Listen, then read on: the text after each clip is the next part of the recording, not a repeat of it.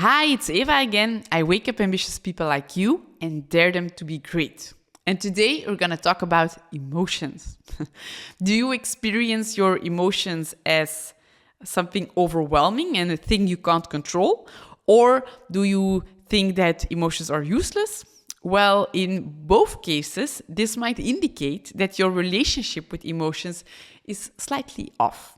Because when you believe that you need to control your emotions or they will overwhelm you, or when you believe that emotions are useless and just things that get in the way of logic and achievement, your emotions are ruling you rather than you ruling them.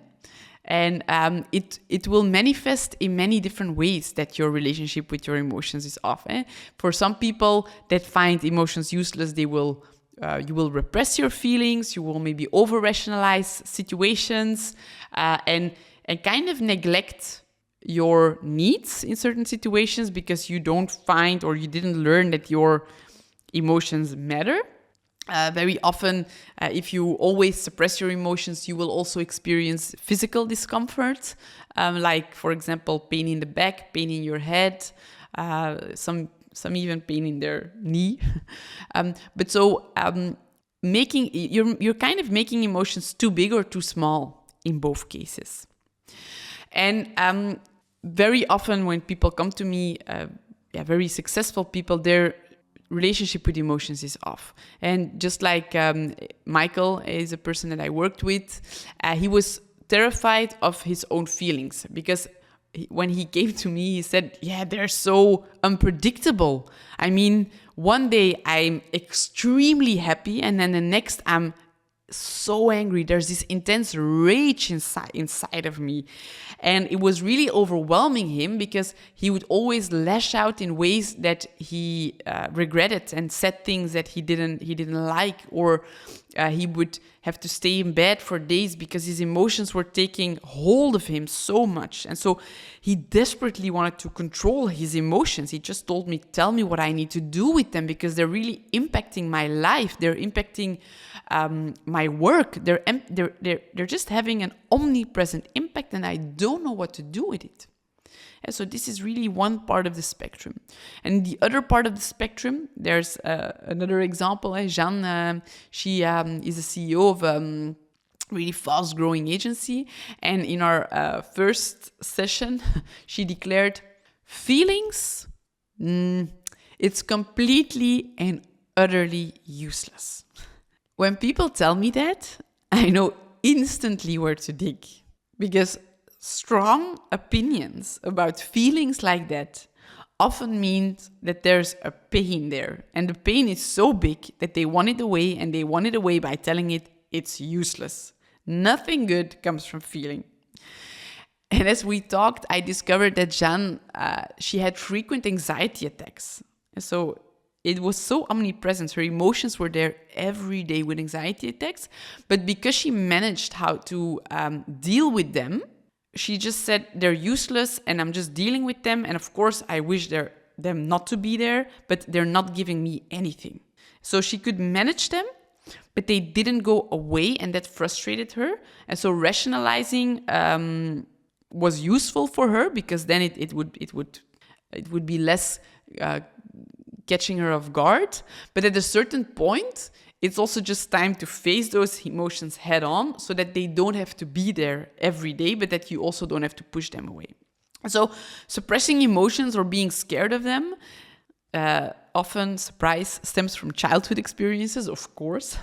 It often stems from experiencing where expressing emotions wasn't safe, or maybe it was met with disapproval, or where you maybe saw a parent being emotional very often and you saw the impact on you and your siblings, or you saw the impact on the other caretaker or on your surroundings, where you just told yourself, I'm not going to be like my caregiver. I'm not going to be like him or her. I'm just going to suck my emotions in because I don't want to be having this impact on others like he or she is. Also, the previous generation sometimes was raised in a quite harsh way, and so maybe they told you to stop crying, to toughen up, to be strong. Maybe you also notice that when you were more happy and positive, that you got attention, rather than when you were sad. Maybe you were ignored when you were sad or punished, and people were always like, he or she's so happy, it's the sunshine, he really makes our day. And that you thought, okay, good, this is a role I like, this is good, keep it coming. If I'm happy, people will be happy that I'm here. I like that. That's gonna be my strategy in life. Maybe you felt like it doesn't matter how I feel. People won't look or listen anyway. So, I mean, why even have them if nothing is done with them? And so, whatever it is, whatever scenario you went through, you learn to suppress your feelings and to avoid them altogether. Or your feelings are so omnipresent, and because you're not dealing with them, they're just overwhelming you over and over again. Peter Levine, he's the founder of Somatic Experiencing. And Somatic Experiencing, it's a technique where you really work with the body to release your emotions and to release trauma that's stuck in your body. And he uses a very strong analogy. And I call it the ocean analogy, and I tell it to, I think, nearly everyone that comes in coaching with me. And the analogy that he uses, he says, like, think of emotions as the ocean. And every time something happens that triggers an emotion, it creates a wave. And the wave, it needs to become really big, crash, and go on shore for the emotion to be fully lifted and to be transformed in something strong, or to be really just to be out of your body. So that's how an emotion works. That's the formula. It comes up, it becomes big, it crashes, it goes offshore. But we're afraid of the crash because we didn't learn how to let the crash happen.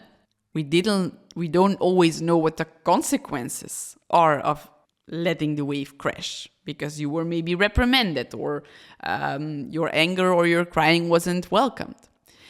And so instead of letting that wave grow and crash, you build this mental wall to stop it from crashing. This really big mental wall. And so the water, the wave, it sees it and it cannot go past it. So it goes back into the ocean. Okay, good, fine. Dealt with that emotion. But the next time that a similar event happens, or something happens that triggers that wave, another wave will start to rise. But the previous wave, who's still there, thinks, it's my time to shine.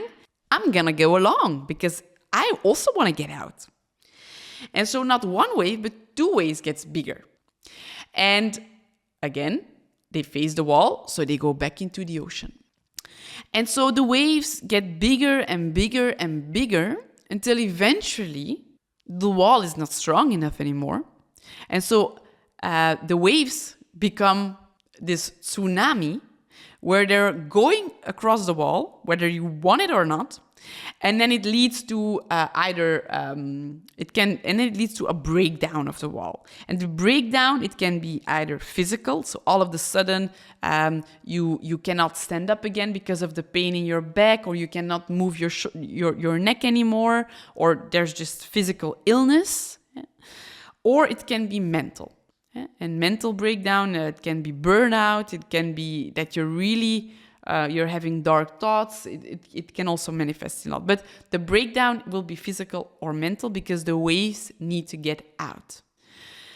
And so it's not about suppressing the waves. It's about learning how to let them grow and break and go offshore the way that they're supposed to grow big, break, and go on shore. So living your emotion is not about controlling them or pushing them away. It's about really letting them be and following them and acknowledging that they are there. It sounds easier than it is, but there's techniques for that. And so another example that might be interesting for you is example of Steve. He's a medical doctor, And Steve, he always used to minimize his feelings, and he'd say things, well, if I'm the only one impacted by something, it doesn't matter. People should just move on. So he was always measuring up he was always looking at the situation, seeing, okay, how many people are impacted? And if it's not so many and only me, I don't deserve to have emotions about it. And so he repressed it, he minimized it, but on the inside, he felt this constant sadness in his chest. It was like this big bubble of sadness, and whenever he focused on it, it felt like it was coming up, clogging his throat, and then it felt like he couldn't swallow properly anymore. That was for him how his sadness was represented in his body. And so in one session, we explored this feeling, and he instantly felt food cravings coming up, a need for sugar.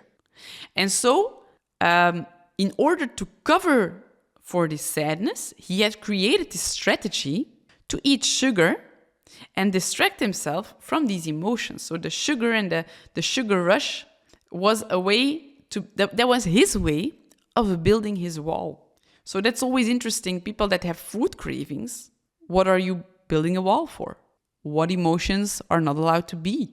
What are you avoiding? Better to know it before your breakdown happens so that you can just acknowledge these emotions and let them be. So suppressing your emotions or being in control over your emotion, it can seem helpful at first because you might feel in control, you might feel focused, productive. And it's true that in certain contexts, you shouldn't become overly emotional. People have a kind of dramatic vision of what it means to be in tune with your emotions. They instantly link it to crying or yelling or no, that's when you're like cathartic crying or yelling, it means that you went too far and it's a breakdown. If you acknowledge the emotion when it arises, it takes maximum 90 seconds and it's a soft release. But if you haven't tried it yet, it's difficult to imagine. But so if you don't deal with your emotions, in the long term, you will suffer from it. You will have physical pain, mental heaviness, you will have maybe mood swings, you will have unhealthy coping mechanisms like overeating, smoking. It's all signs that your relationship with your emotions is off balance. So, what can you do? What can you do about it? If you know it's okay, my relationship is off, please tell me how. How do I fix it? Well, first of all, notice. Start noticing the physical sensations in your body and pay attention to it. So when you feel an emotion, where do you feel it? When you are in a situation that you don't like, what's the sensation like? Is it maybe this rugby ball-shaped thing around in your belly? Is it moving or is it static? Does it have a certain color? Is it warm? Is it cold? Like really go and observe and try to describe this sensation in your body. Write it down and see how often that specific sensation comes up. Is it daily? Is it weekly? Is it maybe once every couple of days? So really learn how to notice and identify the physical manifestations of your emotions in your body. That's the first thing that you need to do. And you will notice that you will have 1 or 2 or 3 places that always come back with the same shapes. And it's your places where your body decides to store your stress, store your trauma. Secondly, give them space. Give your waves the space they need. Don't try to fight your emotions or to push them away. Just, with your eyes open or closed, acknowledge them, allow them to be there, allow yourself to feel them without being scared of them, without judgment. It might be very uncomfortable at first because normally you're like, take it away. It's hurting me. It's annoying me. It's impeding me from doing this presentation in a really good way.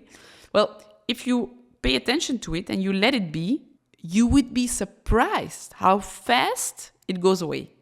So notice it, give it space, and trust that this will become easier and easier with practice. So take it in your own hands rather than taking your emotions, taking control over you. And thirdly, understand their message. Emotions are not just there for no reasons. Emotions have a purpose. They are signals. They are trying to tell you something. And the moment that you realize what your emotions are trying to tell you, the moment that you acknowledge it and you understand it, the emotion can go away because their goal has been accomplished. Anger might indicate a boundary violation. Feel it, acknowledge it. Don't push it away. Really look at, okay, which boundaries have been crossed and how can I take action on that? Sadness might signal a need for connection. What are you lacking? What's not there? So every emotion has a message and has a specific message for you. So only you know what the message is. It's only when you realize what it's about that it can dissipate. And you will also notice that if you really tune into it, notice it, start to describe it, give it space, ask it, what is this about? Like, what's happening? Like, why am I feeling this sensation? What do you want to avoid? What do you want to achieve? You will know. You will know. So listen to what your emotions are trying to tell you because it will help you to cope with them. You are not your emotions. You are the observer of your emotions. And by understanding and accepting them, you can gain incredible insights into yourself, create a more fulfilling life because you will know what's important to you. Your emotions tell you that. What's important to me? And if you start listening to it, you can tailor to that. You can live your life towards that. So start paying attention to your body today. Set a reminder on your phone a few times a day and simply notice what you're feeling in your body. Write it down. This is really your first step to waking up to your emotional world, to your body. So do you know someone who easily feels overwhelmed by their emotions or completely pushes them away? Share this video with them. And together we can create a world where people wake up and dare to be great. See you in the next video.